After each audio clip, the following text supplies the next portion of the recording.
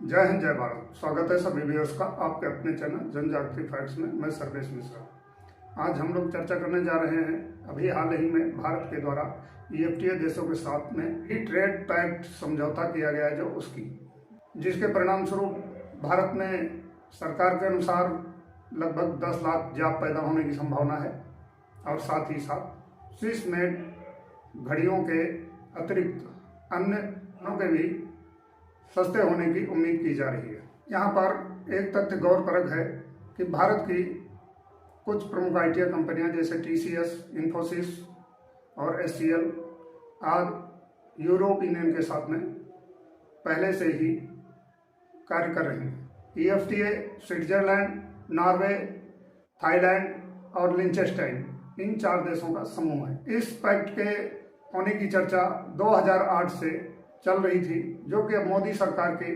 कोशिशों के चलते 16 साल में 21 दौर की वार्ता होने के बाद में फाइनलाइज हो गई है।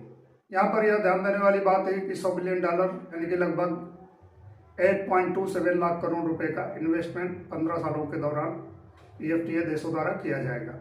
ईएफटीए देशों की 300 कंपनियां लगभग भारत में पहले से ही कार्य कर रही हैं, जो कि IT, audio visual, skill professional movement जैसे डोमेस्टिक सर्विस सेक्टर में इन्वेस्टमेंट और एक्सपोर्ट को बढ़ावा मिलेगा एक्ट के तहत। इसमें भारत की जबरदस्त ग्रोथ, जो कि 8.2 के आसपास चल रही है, उसका बहुत बड़ा योगदान है ईएफटीए देशों को आकर्षित करने के लिए। यह चारों कंट्री यूरोपियन यूनियन का हिस्सा न होकर के शेंजन वीसा मेंबर है। मतलब इन कंट्री का जो वीजा है वह यूरोप यूनियन के बाकी जो 23 देश हैं उनमें भी मान्य है।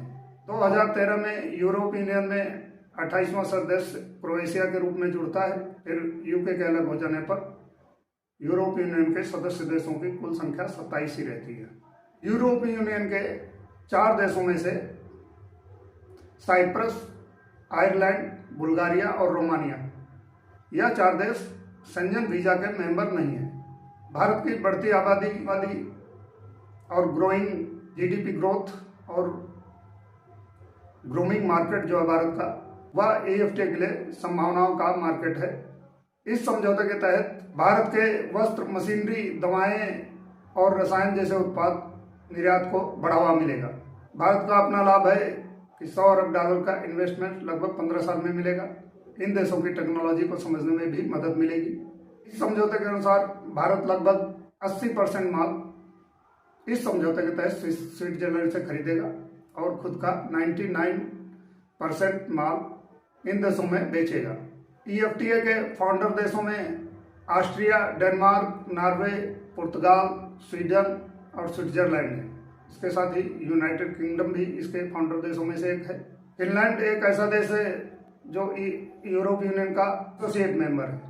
ईएफटीए का हेडक्वार्टर जेनेवा में, ब्रुसेल्स और लग्जमबर्ग में इनके कार्यालय स्थित हैं। इसकी स्थापना स्टॉकहोम कन्वेंशन के माध्यम से 3 मई 1960 में की गई थी।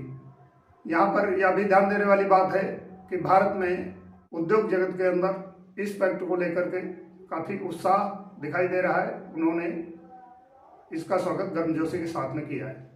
यहाँ पर एक ध्यान देने